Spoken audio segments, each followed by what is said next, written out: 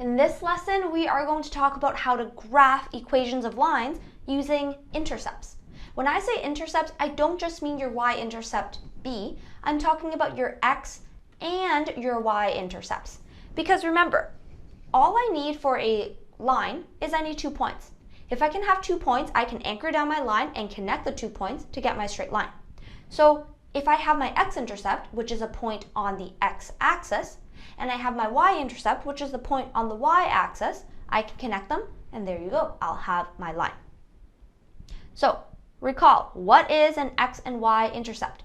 An x-intercept is when the graph of the line crosses the x-axis, and the y-intercept is when the graph of the line crosses the y-axis. Pretty intuitive, right? X-intercept, x-axis, y-intercept, y-axis. So here are the steps for graphing using this intercept method. First, we need to find the x-intercept, and this is where a lot of students mess up. When you're looking for the x-intercept, you're trying to find the x value, we have to set y equals 0. It's the opposite of what you think. Setting y equals 0 will help you find x. And in step 2, we want to find the y-intercept. So this time we're going to set x equals 0, because if we set x equals 0, we can solve for our y value, which is our y-intercept. In step 3, we just need to plot these 2 intercept points on the graph, and then in step 4, connect them to get the line. Let's graph 2x plus y minus 3 equals 0. The benefit of using the intercept method is you don't have to rearrange your equation. I don't need to rearrange it into y equals mx plus b. I can leave it the way it is. So step 1, we are finding our x-intercept. So I'm going to let y equal 0. It's the opposite of what you think here.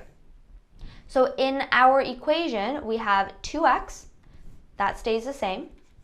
Then we have a plus y, but instead of y, I now have this 0. And then we have minus 3 equals 0.